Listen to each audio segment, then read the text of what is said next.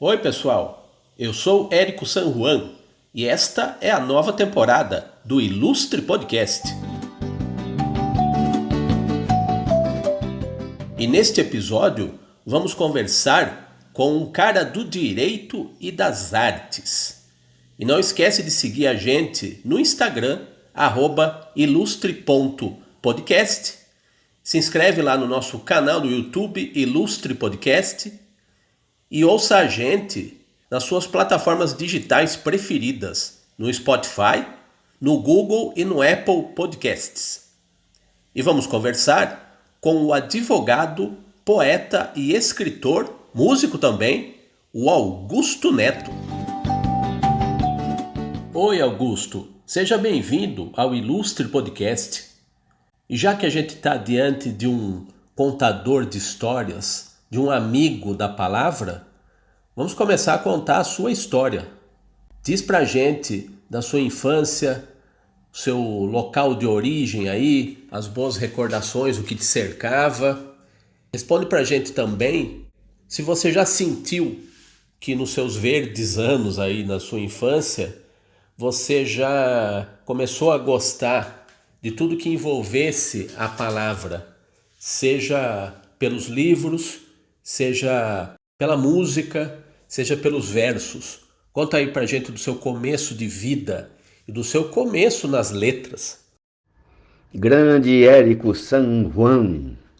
Você sabe que falando o seu nome assim, que é um nome espanhol bonito, eu me lembrei do Dom Diego de la Vega. Você se lembra do Dom Diego de la Vega? Talvez você não se lembre porque você é mais novo que eu. O Dom Diego de la Vega era conhecido também por Zorro. E eu me lembrei do seriado do Zorro, que passava todos os dias na TV e eu o adorava quando eu tinha uns 12 anos de idade e tal. Talvez você tenha visto alguma coisa, não sei. Diga aí. Deixa eu te falar, eu quero te agradecer, em primeiro lugar, pelo convite. Ainda mais, isso me deixou lisonjeado ainda mais, porque o convite veio de você, que é um artista de primeira grandeza, né? Um ilustrador, desenhista, jornalista e um grande escritor também, como eu já lhe falei, depois de ler várias de suas crônicas, um escritor de mão cheia. Então, meu amigo, agradeço muito pela oportunidade de estar conversando aqui com você, não é? E de participar aqui do seu podcast. Você me pergunta sobre a minha infância. Eu sou nascido em São Paulo, por acaso, porque meus pais eram tieteenses e eu me mudei, mas logo depois a gente se mudou para Tietê, eu tinha 8 meses, então eu me considero um tieteense, porque eu vivi minha vida toda em Tietê, me formei, estudei, e ia só sair de Tietê para vir para Piracicaba, para trabalhar aqui na Cosan na época, que depois virou Raizen, no departamento jurídico da Cosan, e onde eu trabalhei até recentemente, né? E trabalhei por 25 anos lá na Raizen. Mas voltando aqui à sua pergunta, né, sobre a minha infância. A minha infância foi uma infância de um menino do interior, né, de uma cidadezinha. Tietê tem 40 e poucos mil habitantes hoje, naquela época tinha 30 mil, né? E eu vivia descalço pelas ruas jogando bola. Eu gostava muito de ir com meu avô no sítio dele, ele tinha um sitinho. Eu adorava esse meu avô Afonso Sacon, então eu ia muito com ele lá no sitinho. Ele tinha um gado lá, pouca coisa, né? Tudo muito modesto, mas e eu ajudava ele com as coisas. Uma vez a gente plantou cana, eu ajudei a plantar. E, e foi muito bacana essa infância, muito rica, assim, dessas coisas do interior mesmo, né? E, e falando assim, né, eu começo a pensar um pouco no que eu vou falar para você e começo a lembrar das coisas, né? Então eu me lembrei como esse meu avô Afonso Sacon foi um cara importante na minha vida, né? Sujeito filho de italianos, né? Sujeito simples, semi-analfabeto, mas sujeito muito generoso e muito sabido também, muito sábio. E que sabia viver a vida com tranquilidade, gostava de fazer as coisas que ele fazia as coisas que ele gostava, não abria mão disso. Então ele adorava pescar com um amigo dele, enfim, adorava sítio, não era ambicioso, não tinha preocupações maiores com ganhar dinheiro, o que ele conseguia já estava bom. Então, assim, o meu avô, Afonso Sacon, talvez seja a melhor recordação minha da minha infância. E aí você me pergunta sobre quando é que eu adquiri o gosto pela palavra, né? E aí eu fui muito influenciado pelo meu pai. E por causa da música, na verdade, né? Porque o meu pai era um sujeito apaixonado por música. Ele conhecia muito, tinha muitos LPs, ouvia muito e era um cantor também. Então, e ele que me influenciou, influenciou a mim e ao meu irmão, que depois se tornou músico profissional, meu irmão é baterista, e foi por conta dessa influência do meu pai. Então, é isso, meu amigo. Vamos caminhar. E vamos dar um pulo, vamos dar um salto para o seu começo como advogado. Você sabe que eu acabei fazendo direito, me tornei um advogado, né? E isso foi interessante porque quando eu eu estava em fase de prestar vestibular e tal, não sabia o que eu ia fazer. E aí fui pedir ajuda para os meus pais, né? E aí a minha mãe me disse que achava que eu pudesse fazer direito, porque eu gostava muito de discutir e eu sempre tinha argumentos, era difícil eu tinha, não cedia numa discussão e era difícil ganhar de mim numa discussão, que eu era muito insistente e arrumava sempre argumentos para defender minhas ideias e tal, que era teimoso, então ela disse que eu podia fazer direito. Aí eu fui falar com meu pai, o meu pai disse a mesma coisa, então fui lá eu fazer direito, né? Já que eu tinha essa, essa vocação, segundo eles, e fui fazer direito. Eu acabei entrando na faculdade com 17 anos. Veja você que bobagem olhando agora, né? Porque imagina, 17 anos de idade no primeiro ano de faculdade. E, enfim, mas foi isso que aconteceu. E aí aconteceu uma coisa interessante também que eu acho que vale a pena contar aqui nessa minha carreira, que foi assim, quando eu tinha 19 anos, estava no terceiro ano de faculdade, segundo ou terceiro, houve uma greve dos advogados do estado de São Paulo, porque nessa época os advogados aceitavam defender é, causas de réus, de pessoas que não tinham como pagar honorários, de graça. Então funcionava assim: o juiz nomeava um advogado da cidade para fazer a separação judicial do casal tal que não possui condições financeiras de arcar com os honorários. E o cara aceitava, porque era uma praxe, né? E no estado inteiro, não era só em Tietê que acontecia isso, né?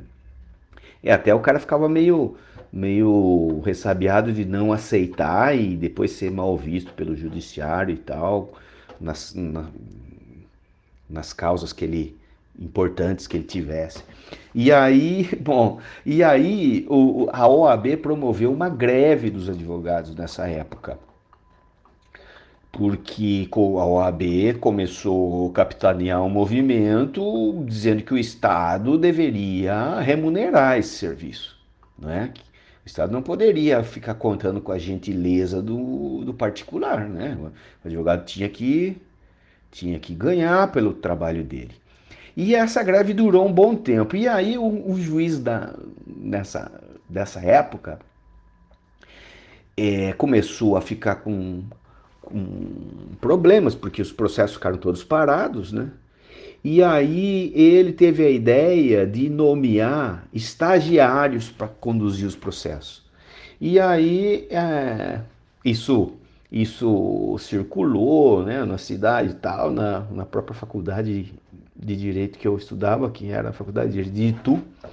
E aí um amigo meu, que também fazia Direito e era já oficial de Justiça, me convidou para fazer essa advocacia, né? Mesmo sendo um aluno. E aí eu topei. Eu topei, foi um negócio muito interessante, porque eu aprendi muito nessa época, né? Tinha 19 anos, eu me lembro que meu pai me trouxe aqui para Piracicaba para comprar um terno para mim na Porta Larga. E aí lá fui eu advogar com 19 anos, sem saber o que estava acontecendo. Todo mundo me ajudava, né? O pessoal do cartório, o próprio juiz, o promotor. Mas foi uma passagem interessante. Aí eu toquei minha vida como advogado lá em Tietê, depois que eu me formei, e depois, com 33 anos, eu vim trabalhar na Cosan. Na época nem era Cosan, era Costa Pinto ainda. E lá fiquei por 25 anos, né? Nos últimos 15 anos como gerente jurídico da área contratual da empresa. O que eu posso dizer sobre a minha advocacia é isso, acho que são coisas interessantes. Eu advogo até hoje, agora, como autônomo, e estamos aí tocando a vida. Então é isso. E de caso em caso, como advogado, né? De causo em causo na vida, a gente agora fala dos seus livros, Augusto. Você tem um livro de poesia de 2015, O Caça às Palavras, e um outro mais recente que chama-se Em Tempo, que você diz na apresentação que é um livro prematuro. Então conta dessas suas aventuras literárias aí no melhor sentido, né? Já num tempo de redes sociais, de internet, que a atenção das pessoas pode ser que esteja dispersa, mas você como um bom contador de histórias aí, um cara sensível aí às imagens da poesia, da literatura, continua investindo nessa sua vocação, né? A gente diria, né? Então conta aí desses seus livros e também conta dos autores aí do seu coração. Os caras, as pessoas que te influenciam aí por essa vida de contador de histórias aí e de sentimentos também. Você me pergunta dos livros, mas antes tem uma historinha bacana para contar, um caos bacana, né? Eu sou um Antes de mais nada, é importante dizer o seguinte: eu sou tieteense e o tieteense é um contador de causos por natureza, porque naquela comunidade lá, essa mania de contar causos, essa forma de comunicação, né, essa oralidade é muito forte e até hoje é forte, né? A gente tem lá um expoente nessa área, né? Nem todo mundo conhece, porque ele atuou em 1910, 1920, chamado Cornélio Pires, que foi um grande contador de causos, né? E um grande incentivador da cultura caipira. Né? Foi o primeiro cara a gravar uma dupla de música sertaneja, né? E as gravadoras não queriam gravar música sertaneja, ele fez ele bancou uma edição de dois músicos piracicabanos, eu não vou me lembrar o nome dos dois aqui, mas um deles era o pai do Caçulinha, aquele sanfoneiro que tocou muito tempo com o Faustão. Então, assim, essa questão de causa, acho que bacana dizer, esse veio para esse tipo de coisa, vem de muito longe. E Cornélio Pires, que foi o nosso maior contador de causas, quero crer que ele não caiu de paraquedas lá em Tietê, né? Ele era um tieteense e ele aproveitou, né? Explorou um pouco melhor, né? E essa questão do contar causos, né? Então é isso. E aí já voltando então aqui para um caos que eu vou contar, que é sobre os meus 2 livros, mas eu vou dizer antes uma coisa que foi importante para mim. Quando eu estudei em escola pública, não tinha escola particular lá em Tietê, né? E quando eu estava no terceiro colegial, a gente ia ter aula, tinha aula de português todos os dias, né? Português e matemática. A, a nossa professora de português, que lecionou em muitos lugares, inclusive em São Paulo, e voltou, era tietense também, voltou para Tietê para encerrar sua carreira como professora, né? Ela chegou na primeira aula de português desse terceiro colegial e disse o seguinte: olha, eu tenho aqui um programa para dar para vocês, que é literatura, gramática, etc e tal, mas eu não vou dar nada disso. E espero que vocês guardem segredo sobre isso, porque nós vamos fazer algo completamente diferente e fora do, do programa. Nós vamos fazer o seguinte: nós vamos fazer redação todos os dias.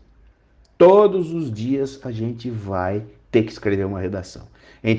Eu vou dar tema em alguns dias, vocês vão inventar o próprio tema, aí vocês vão se reunir em grupos maiores, grupos menores, vão fazer também cada um a sua.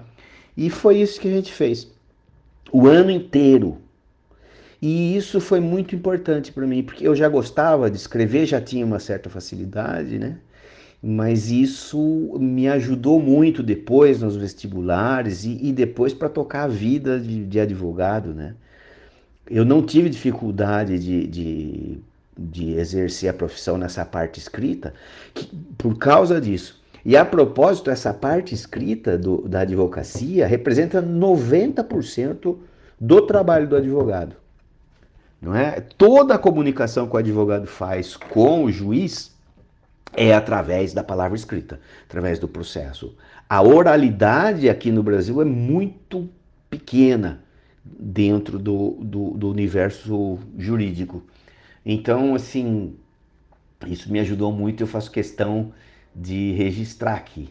Essa professora já falecida, o nome dela era Irci, e eu tenho muita gratidão por ela ter feito isso. E aí, entrando nos livros, né? Eu resolvi escrever um livro de poema já com 50 e poucos anos, o primeiro livro, que foi Caça às Palavras.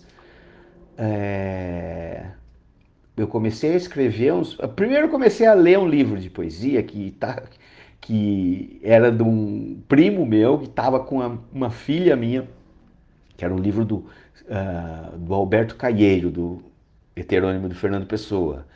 E eu confesso que eu não era muito ligado em poesia, porque eu tinha uma certa dificuldade em entender poesia. E eu achava muito penoso ficar ali lendo e relendo. Mas daí e tentando entender, né? Mas aí quando eu me deparei com Alberto Caieiro, eu fiquei fascinado.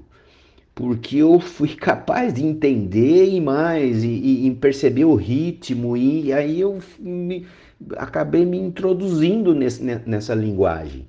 E aí, a partir daí, comecei a ler outros autores e tentar os meus próprios versos também. Como eu tinha já uma experiência muito grande com a escrita, como advogado, né? Porque, como eu falei, a gente escreve o tempo inteiro. Eu tinha a ferramenta, né? Então, bom, eu tenho a ferramenta, a linguagem é outra, mas a ferramenta já está aqui em casa, vamos tentar. E aí eu comecei a tentar, e escrevo um, escrevo o outro, e vou perguntando para um para o outro se tá bom, se não tá, e assim fui juntando os poemas, até que um dia eu resolvi publicar. Eu mesmo publiquei, né? E fiz o Caça às Palavras. E depois, aí você me pergunta do Em Tempo 54 Poemas, que é o segundo livro que eu fiz, isso já foi no meio da pandemia, e eu fiquei muito apavorado com a pandemia, sabe? E eu assim, fiquei realmente muito preocupado, porque eu estou aqui numa fase em que eu pretendo me aposentar logo e tal, trabalhei muito, então eu fiquei imaginando, poxa vida, agora que eu vou poder ter um pouco de sossego, que eu vou poder fazer as coisas que eu gosto, eu vou morrer dessa desgraça, dessa doença, não é possível que isso aconteça comigo. Bom, e daí eu comecei a ficar muito estressado com tudo isso, e sem poder sair de casa, e desesperado, eu não queria que ninguém saísse, minhas filhas não podiam sair. Acho que eu consegui ficar aqui uns 4 meses aqui dentro de casa sem pôr o nariz para fora. E aí eu lembrei que nessa altura eu tinha uns 90 poemas na gaveta. E aí eu falei, poxa, eu acho que eu vou publicar agora. Como é que eu faço? Vou publicar esses poemas antes que eu morra, né? Fazendo um pouco de drama assim. Eu vou morrer, isso vai ficar aí na gaveta, não sei o quê. E aí eu comecei a estudar como era possível publicar, né? Sem sair de casa. E aí descobri que há várias plataformas em que você pode publicar o seu livro digital. E eu usei a plataforma da Amazon, que foi muito bacana, foi uma experiência muito bacana. Escolhi a capa, a letra, formatei tudo, arrumei, apanhei um pouco, demorei uns 2 meses nesse trabalho de edição do livro e depois publiquei lá. Não custa nada você fazer isso e ainda você tem 70% da receita dos livros é, é, dos livros de e-book, né, dos livros digitais, e no livro de papel é quase nada a sua remuneração, porque os livros em papel são rodados nos Estados Unidos e só lá a Amazon tem a gráfica. E aí fica muito caro para você, nem tanto a edição, mas o transporte para chegar, então, para chegar aqui tudo. O dólar está muito alto, aí fica muito caro e aí o- não dá, o custo disso sai o mesmo preço que você receberia de royalties. Então, mas assim, foi uma experiência muito bacana também editar esse livro aqui de dentro de casa. Aí você também me pergunta sobre os autores que eu conheço, que eu leio, né? Então, primeiro é Alberto Caeiro, que me entusiasmou a começar a arriscar alguns poemas. Depois eu li Fernando Pessoa, né? Depois eu li Paulo Leminski, fiquei fascinado com Paulo Leminski. Desculpa. Que é um cara assim, foi, né? Um sujeito brilhante, né? Muito bem-humorado, com sacadas assim espetaculares. E aí fui ler Mário Quintana, que eu também acho muito bacana, Adélia Prado, que eu gostei bastante, Carlos Drummond de Andrade, que já é um outro padrão, outra forma de poema, né? Paulo Bonfim também, um sujeito muito criativo, e Manuel de Barros, que é parecido um pouco com o Alberto Caeiro, né, que também é um craque. Então eu fiquei mais ou menos nesse universo, lendo essas coisas e meio que seguindo um pouco por esses caminhos deles aqui. Recentemente, mais precisamente aí nos últimos 2 anos, eu conheci melhor o seu trabalho com o Legal, o Otiniel Aleixo, o grande violonista Legal. E fiquei sabendo da sua ligação com a música, né? Talvez seja uma ligação tão visceral quanto a que você tem com a poesia. E tem sentido porque os poetas, muitos poetas também foram grandes letristas, né? Acho que o exemplo mais corriqueiro, assim, também no bom sentido, seja o Vinícius de Moraes, né? Que transitou aí com muita desenvoltura e com muito talento pela poesia livresca e pelos versos que um letrista é capaz de fazer, né? Um letrista de música popular. Você tem uma premiação no segundo Festeco, Festival de Música Popular de Piracicaba, com uma música chamada Meus Olhos, parceria aí com o Legal. E também com ele você participou do projeto Serões do Sesc Piracicaba. Você declamando, né, junto a uma camada sonora aí, um revestimento sonoro, ricamente sonoro aí do Legal, com os seus vidiversos. Então, diz aí como é que surgiu essa ligação com a música por meio da palavra também, né? A palavra que é tão determinante na sua vida, né? E quais são os músicos, os compositores aí, claro que além do seu parceiro, né? Os músicos e compositores que marcaram a sua vida, que têm marcado a sua vida até hoje. Sobre a música e a minha parceria com o Legal, eu tenho que dizer o seguinte, eu sempre, como eu disse antes, eu gostava de música por influência do meu pai, e a gente, depois, na adolescência, eu tive uma bandinha de garagem, né? Eu era o cantor, queria cantar como o meu pai cantava brilhantemente bem, eu não canto nem 10% do que ele cantava, mas eu, como meu pai cantava, eu também queria cantar, né? E então já gostava muito e já cantava. E já sabia tocar uma musiquinha ou outra no violão, né? E aí, bem mais pra frente, já aqui, velho de guerra, aqui em Piracicaba, eu resolvi fazer aula de violão com o Legal.